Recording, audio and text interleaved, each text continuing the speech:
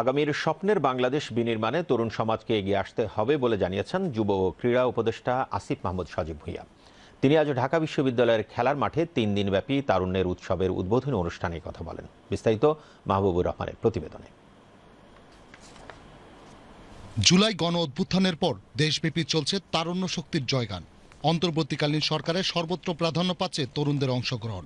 তরুণদের গুরুত্ব দিয়ে নতুনভাবে সাজানো হচ্ছে দেশ।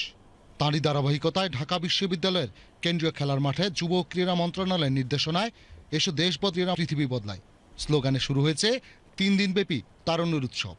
সকালে তারুণ্যের উৎসবের উদ্বোধন করেন যুব ও ক্রীড়া উপদেষ্টা আসিফ মাহমুদ সজীব ভুঁইয়া। প্রধান অতিথির বক্তব্যে এ সময় যুব ক্রীড়া উপদেষ্টা বলেন, আগামীর স্বপ্নের বাংলাদেশ বিনির্মাণ ও দেশ গঠনে তরুণ সমাজকে এগিয়ে আসতে হবে। জুলাই গণ অভ্যুত্থানে এদেশের তরুণ সমাজ জাতিকে, দেশকে একটি নতুন স্বপ্ন দেখানোর যে প্রেক্ষাপট তৈরি করেছে, আগামীর বাংলাদেশ বিনির্মাণে যে স্বপ্নের বাংলাদেশ আমরা বিনির্মাণ করতে চাই, সেই পথে তরুণ সমাজের একটি বড় ভূমিকা রাখার সুযোগ রয়েছে। আমরা ভরসা পাই যে দেশের জনগণ দেশ পুনর্গঠনেও ধৈর্য এবং তাদের অংশগ্রহণের মাধ্যমে এই গণঅভ্যুত্থানের যেই ফসল দেশের মানুষ পেতে চায় তা বাস্তবায়নে সহযোগিতা করবে।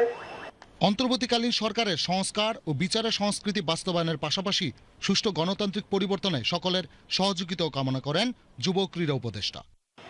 রাষ্ট্র কাঠামোর যেই অঙ্গগুলো বিগত ফ্যাসিবাদী সরকারের আমলে ধ্বংসপ্রাপ্ত হয়েছে সেগুলোকে পুনর্গঠন করা হবে। অন্তর্বর্তীকালীন সরকার সংস্কার এবং বিচারের এই এজেন্ডা বাস্তবায়নে এবং একটি সুষ্ঠু ডেমোক্রেটিক ট্রানজিশন ঘটানোর যেই দায়িত্ব নিয়েছে, সেই দায়িত্বে দেশবাসীর সকলের থেকে আমরা সহযোগিতা প্রত্যাশা করি। অনুষ্ঠানে অন্যান্যের মধ্যে বক্তব্য রাখেন যুব ক্রীড়া সচিব মোহাম্মদ রেজাউল মাকসুদ জাহিদি, ঢাকা বিশ্ববিদ্যালয়ের উপাচার্য ডক্টর নিয়াজ আহমেদ খান এবং যুব উন্নয়ন অধিদপ্তরের মহাপরিচালক ডক্টর গাজী মোহাম্মদ সাইফুজ্জামান। পরে চিত্রাঙ্গন, পিঠা উৎসব সহ বিভিন্ন আয়োজন ঘুরে দেখেন যুব ক্রীড়া উপদেষ্টা। Mahbur Rahman Khokon, BTV news.